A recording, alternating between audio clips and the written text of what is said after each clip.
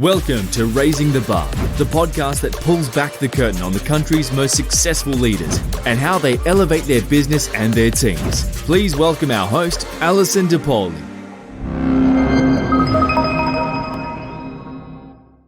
Hey, everybody. Welcome to the next episode of Raising the Bar podcast, where we talk to CEOs that have raised the bar in their professional lives. It is my pleasure today to welcome Henry Martinez from Mosaic Human Capital Solutions, who has been not just an SVP of HR, not just a CHRO, but now he is the CEO of his own organization, and he has some very firm and unusual opinions about how to help retain and recruit the people that you need to run your organization. I think you will get a lot out of today's episode. We're both fairly opinionated, so it's going to be fun. Welcome, Henry. I'm really glad to have you here today. Thank you so much. Yeah, thanks, Allison. It's my pleasure to be here and look forward to having this discussion and hopefully providing some nuggets to some of your listeners. I know you will. You do all the time. So my first question for you is, how is it different being the Chief Human Resources Officer and the CEO? How do you view your team differently? Or do you? Yeah, that's a great question. And obviously something I've lived through here the last 4 years. And it's quite different, frankly. As you mentioned, I was the Chief Human Resource Officer for a large publicly traded company with international enterprise level oversight over more than 12,000 employees in the U.S. And going from that to a small business owner is quite significant. At the end of the day, I think the biggest change for me is just the broad scope, right, of being a business owner, being the CEO, in terms of the functions, the accounting function, the marketing function, the IT function. So I do feel like I got tremendous training, of course, having been exposed to a lot of business people that ran those functions in terms of how to think and how to apply, what I've learned on the business side.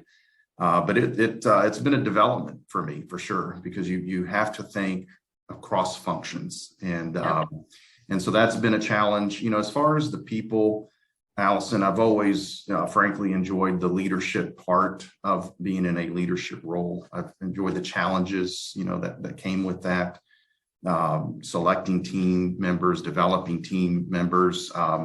And so that part has carried over. And I think for us now as a growing company, the opportunity to select our team and surround ourselves with the right people is something that I do have a lot of confidence in, and feel like we do execute that well. And, the commitment's the same. It's to hire folks that, want to learn, that want to be trained, want to be developed, and give them the opportunity to do that, give them the information, the knowledge, and the experience. I think that you have some definite opinions, and our clients are mostly the same sort of small and middle businesses, 100, 500, 1,000 employees. And particularly in that 100 to 500 employee market, I think you and I both noticed that the HR functions tend not to be built out fully, that they tend to be somebody who is managing payroll, or the controller is also managing HR. And I think that's okay from an administrative perspective, but I think that you don't get the full value of what HR brings. And I know that it is central to Mosaic that you talk about that and that you help companies like that develop their internal teams in addition to doing some outsource projecting. Would you talk about that for a little bit?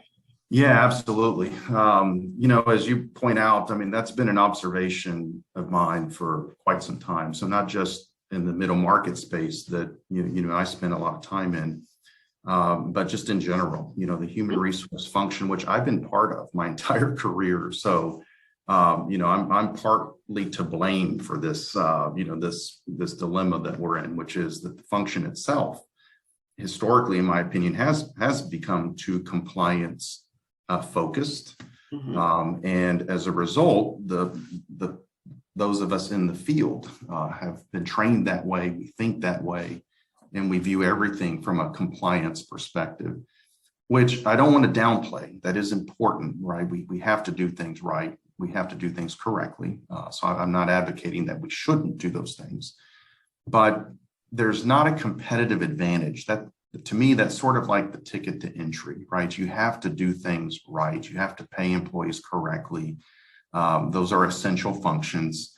But there's not a lot of competitive advantage to that. And I think because of that, especially in that middle market spaces, we've talked about where you might have one FTE or 1.5 FTEs. They often are focused on the payroll function, the administrative side of benefits administration. And as a result, that's right. There's just not a lot of strategic discussion. There's not a lot of strategic direction, where, in our opinion, is where the true value add is. It's doing things better, faster, quicker, and tracking those, those efforts and those projects, and really trying to show where the value is being attained. And that's, for us in our practice, we are HR practitioners, so we like to not just identify, but in our case, execute, or at least tell our client how to execute if they want a different result from a particular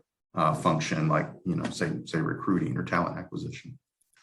Let's talk about talent acquisition. I think it's the wild card in an HR department, because it is, to me, talent acquisition is much more closely related to sales than it is administration, compliance, things that you typically think of as HR.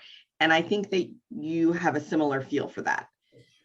Yeah, absolutely. I mean, I think folks that know me know that I've always had a passion for recruiting, frankly. And I do think that is where you can start to get some separation from your competitors, is by recruiting, new talent and better talent. And that's not a new thought. That's not a new concept, but it's just amazing to me how many organizations fail to execute on that strategy. I'm a big college football fan, and outside of the head coach and the offensive coordinator and defensive coordinator, the most important person is the director of recruiting. Yep. It's not the director of payroll, right? It's not the director of HRBP or even benefits. I know that's your space. Yep. The administrative people on the bus, right? That's right. Absolutely. And I think that function as a whole has been undervalued historically. Staffing was challenging before the pandemic. It absolutely has been accelerated during the pandemic. And I do think that there's a lot of companies, I don't mean to offend anyone with this comment, but, they're taking a knife to a gunfight. You have to have technology, you have to have marketing, you have to have processes, and you have to have really good people executing them. And that's just, a big gap we see, again, in that middle market space, where they just don't have the FTEs, to execute those things. That's right. My stepsister went to a startup, and she was employee number 11, and she was their HR person, but her background is in recruiting. And she did that for several years, grew them. And when they got to be about 55, 56 employees, their CEO came to her and said, yeah, you're done in recruiting, and we're going to put you over in sales, because she is that much more sales oriented person. And there was too much administration, too much compliance, and she didn't want to do that, but they didn't want to let her go. She has run their most successful sales team for 5 years. And she still does recruiting for them because she loves them. That's not her job anymore. And they have a huge competitive advantage there. Yep. They pull cream of crop salespeople from a huge number of organizations. I think that's often overlooked, that sort of sales skill. Yeah, no, absolutely. I mean, to that company's credit, obviously they identified someone that's got, higher ceiling and took those strengths and applied it to their organization in terms of maximizing value to the organization by putting her in that sales role. So that's a great sign that the company does that.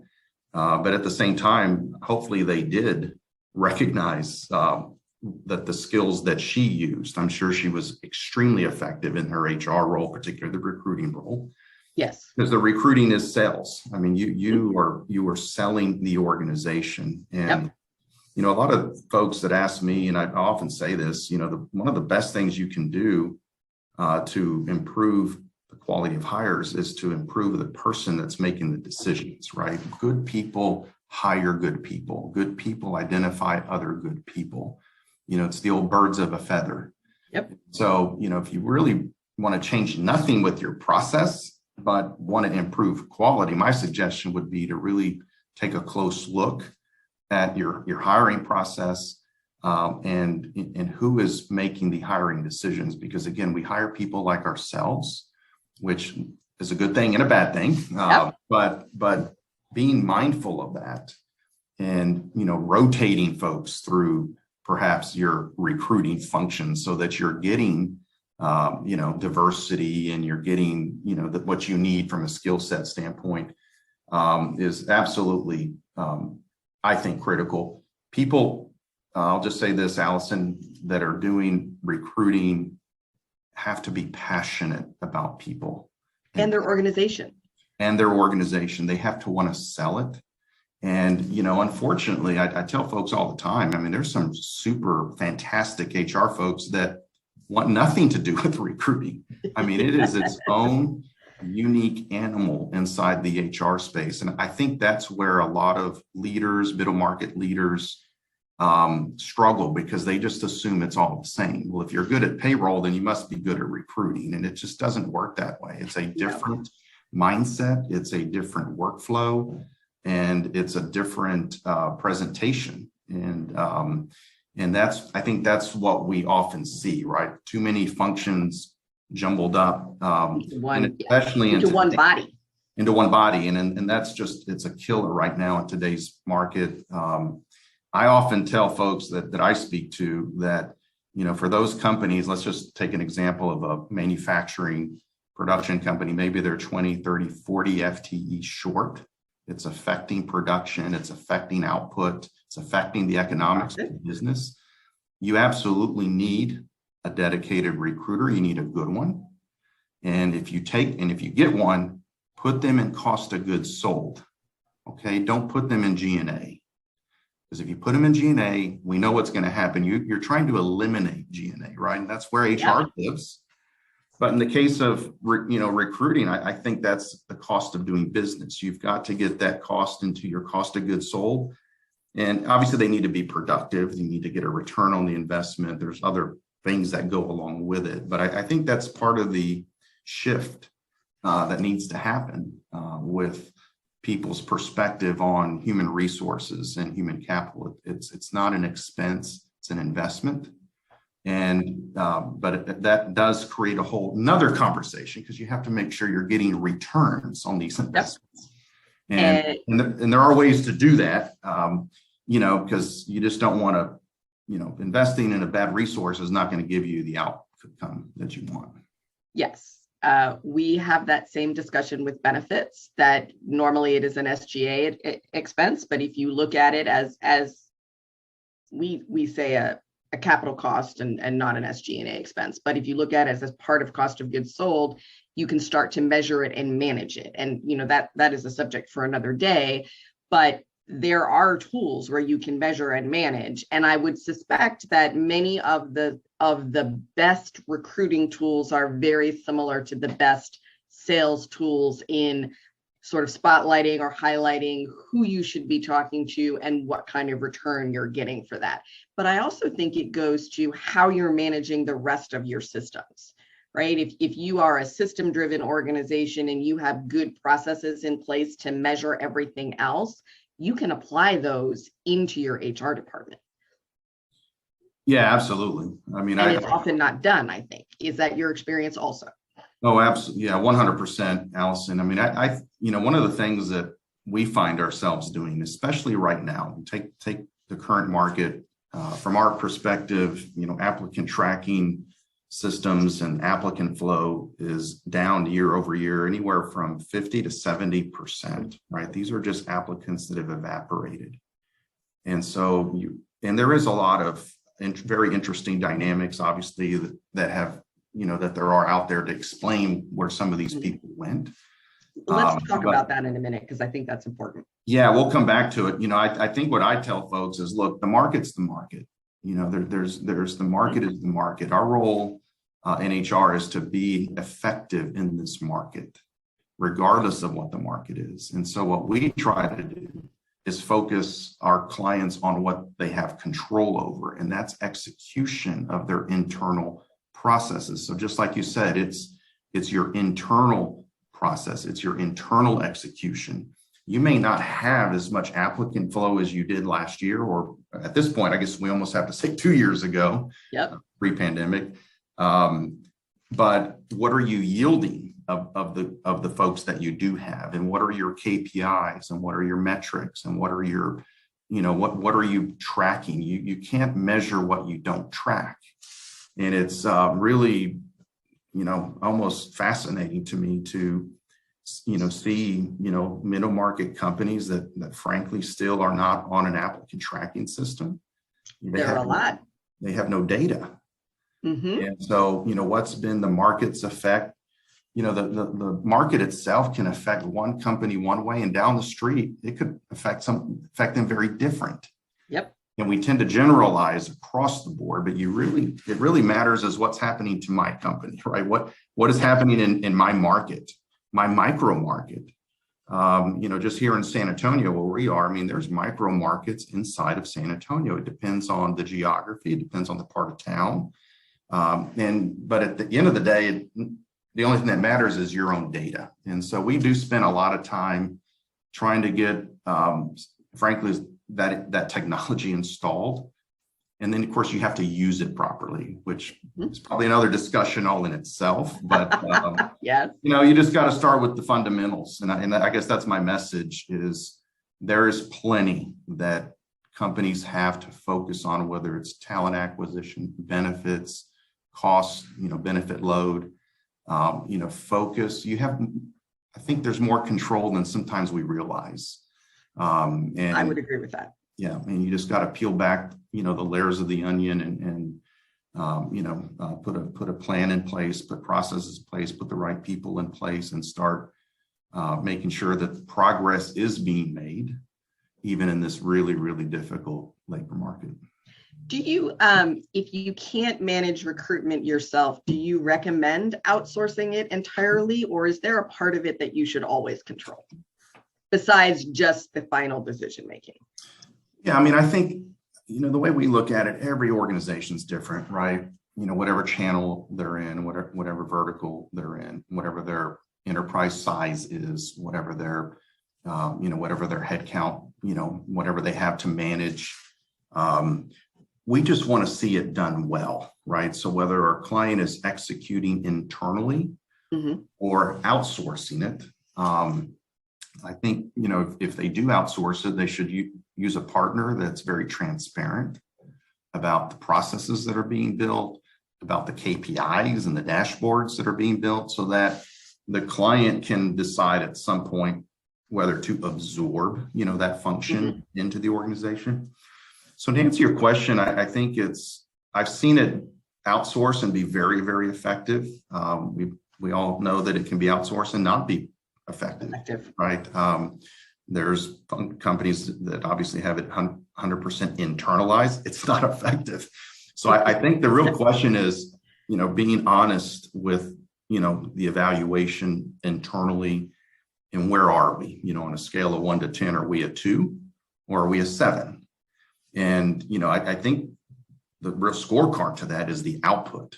If we're talking talent acquisition, it's your hiring volume meeting the needs of the business. And if the answer is how does recruitment affect retention? Frankly, we look at those completely independent of each other. So I'll start with saying that we often get called because they have a recruiting problem, but we'll find out in the first 15 minutes that they have a retention problem. And it kind of goes back to, if you don't have a good handle on the data on the recruiting side, and you don't have good data on your retention side, which is turnover data, then as you know, you're shooting in the dark. I mean, I don't think you really know which one to fix. In most cases that I've seen, just across the board, again, these are middle market companies, so not large enterprise organizations. Just as a refresher, Henry and I both think middle market companies are about 100 to 500 employees. I know there's a whole host of definitions for that, but when you're about 100 to 500 employees. Yeah, that's right. That's right. And 9 times out of 10, you have a retention issue. So I do think that they work together, because obviously if you're trying to build headcount, you have to hire more than you're turning over. If hiring more means turning over more, you're never making any net gains. Headway. So that's right. Now, turnover, whole nother animal, right? There's a whole different way of thought and thinking, but it's definitely that circle of life, if you will, the wheel of employment cycle. It starts with really good fundamental technique on the recruiting side, because you have to have a viable recruiting function. But as you evolve past that, yes, you start to look internally in the organization and diagnose the turnover that's occurring. Again, it's all independent. Every company's different. Lots of ways to go about that. But I would encourage any of your listeners, Allison, that are not staffed, or they're not as well staffed as they would like to be, or they just know they've got high volume, that they're not in a good spot. My guess is they have a turnover issue in addition to a recruiting issue. And solving, if you're going to solve one of them, solve the retention issue, right? Because a average recruiting function is okay if you don't need the headcount, right? So now if you don't have the headcount, because you have high turnover, even an elite recruiting process that has all the bells and whistles is not going to solve your problem, because you cannot hire enough people. I think that is really important. I think, yes, they are two separate animals, but they're kind of like, maybe it's better to say they're two different kinds of apples, right? Because they live in the same silo, but they're just a little bit different. And I think that some retention problems can be solved when the HR leadership is in the executive leadership team. And I don't see that enough. HR folks usually have a pretty good handle on what is happening and why it's happening.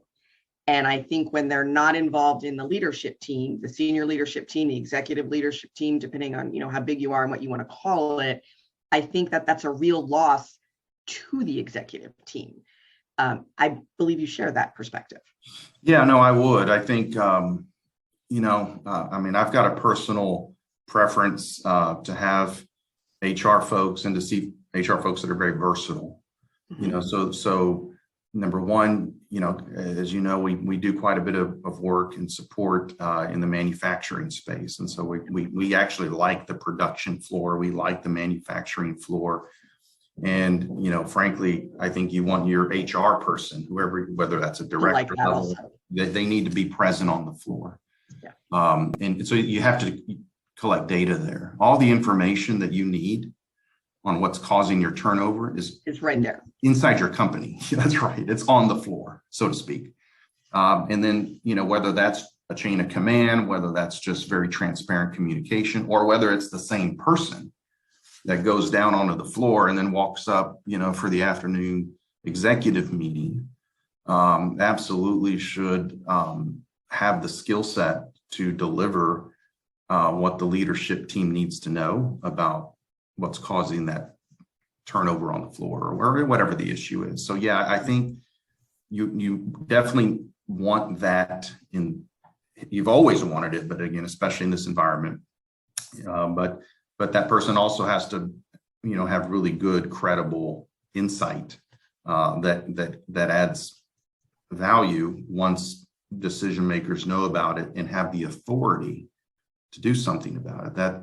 That's a whole nother conversation, right? Yeah. So knowing what the problem is and then being able to fix it especially in that middle market space where you have so many, in some cases, long-term, legacy employees, loyal folks that, have been with the owner operator for 25, 30 years, but nobody wants to work for him, right, or her. So, those are all very different types of conversations, but people work for people. I guess that would be the other. And they leave bad bosses. That's right. And people fire people.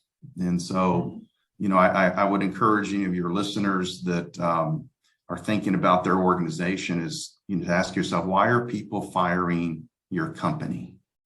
Right? That's really the question, is why are they firing your company? And, and pay, I'll just say it real quick because I hear it a lot. I mean, pay is a recruiting function. If you're recruiting and you have an 8 or a 9 to 1, or call it a 9 to 1 offer to hire acceptance ratio, you don't have a pay issue. You have a retention issue, and in certain demographics, in certain spaces, of course, a buck an hour can absolutely make a difference. But in general, if I hear that there's turnover, I think people, and I think about the people that the people are having to report to, and that's where I would start my investigation or diagnostic process, if you will, to determine turnover, and trying to diagnose what it is. I also find sometimes that people are in the right organization, but maybe they're in the wrong role. Do you find that? All the time. Yeah, all the time. That's, and when I say all the time, my entire career, right? I think that's where we are, I think, doing a lot better. All that being said, people have their strengths, right? And put people, we try to advocate to put people in roles that are aligned with their strengths, so that it's easy for them to be productive, and not just productive, excel, Yes. And spend less time trying to change the parts of them that you don't like, and just put them in the right role. When you're good at doing that, it really does. Everyone acknowledges it, and sometimes, as owner operators, we just assume that so and so may not want to do that role, but when we eventually have the courage to have the conversation, to make the change, getting people on the right seat on the bus, you oftentimes relieve someone of some stresses or pressures that they felt, because they kind of knew they weren't doing something well in a certain role. But you absolutely have to have the right folks, and that's kind of it's one of the things I like about frankly watching being a big college football fan, and really not just watching the game, but thinking about the level of preparation, the level of effort that's made to put people in the right roles to be successful, in that case on the field. Yes. And on the team. But organizations are no different, right? That's kind of where the term Mosaic came from. They're all individual pieces that are put together to form a whole, and to form something special. And I think that's our job, as leaders, is to really know our people and know them well enough to know where they're going to have the most success, and put them in that role so that they are successful and they enjoy it. Yeah. And yes. I think the organization benefits from it. And, really, I think that's a fluid dynamic. I think it's something that as leaders, you have to be thinking about every day. I know I do. And as do I. Because things change, people change, your organization's changing. So I would advocate to your listeners, Allison, to just, organizations are not static. They're evolving, they're living creatures, and your business is the same. The market's changing. And, that's just the challenges that you and I and everyone, a lot of your listeners have of trying to balance that daily and finding the right balance. I think it's there's people that obviously are really, really good at it. And when you align that with, strategy, a good model, those organizations are going to have a lot of success for sure. Do you think that leadership is a skill or a talent, or both? I think it's both. I think effective, my opinion, there are effective leaders that, as we like to sometimes hear, were born that way, natural born leaders. I think other leaders learned how to be better leaders by observation, emulation, and frankly, sometimes hard lessons. Frankly, that's kind of how I felt I developed. If you were to look at my personality tests from early in my career, I was an introvert. I'm still an introvert. That doesn't change that. But you do learn, I think, as you become self-aware.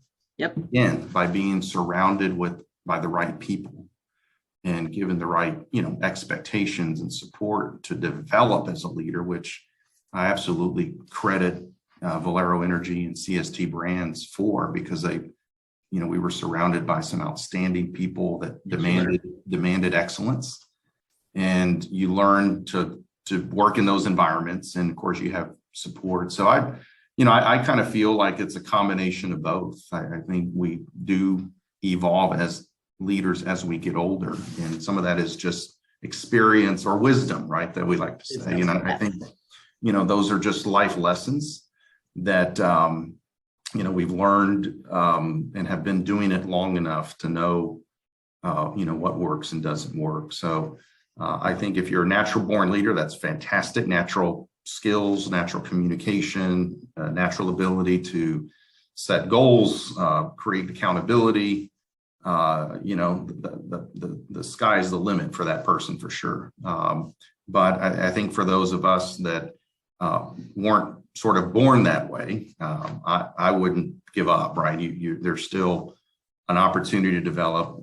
And at the end of the day, it's just becoming self-aware. It's recognizing for yourself what you do well as a leader and what you don't do well as a leader. And again, sometimes we figure that early in our career. Sometimes it's in the mid part of our career. Sometimes it's in the latter part of our career. That's right. But the lessons are there. Before we wrap up, I know I've known you long enough and I've heard you speak often enough to know that you have a very clear message for senior HR leaders. And that is that they should be in the boardroom during executive meetings. Tell me why you think that. It's, again, Allison, I think back to just my experiences, right? And what, as I look back on my career, which again started as an individual contributor, right, as a recruiter, and then through all the HR seats all the way up. And the reality is that the demands change, right, from role to role as you cascade up through the organization. Yep. And the expectations change. And at probably latter part of the career, the executive level HR is less about HR. Right. And it's more about the business. And that I just learned through experiencing it. As I mentioned, just being around some phenomenal people. I think for HR leaders, if I'm coaching them today, it's that they really do need to be engaged in the business, in the P&L of the business, understanding where the capital investments are being made, understanding where the growth of the organization is coming from. Those are critical, and to have insight into how the HR department and the role that it plays in those things, the strategic things, so that at the executive level, there's alignment and contribution to, the strategy of the company. And so, we often hear a seat at the table.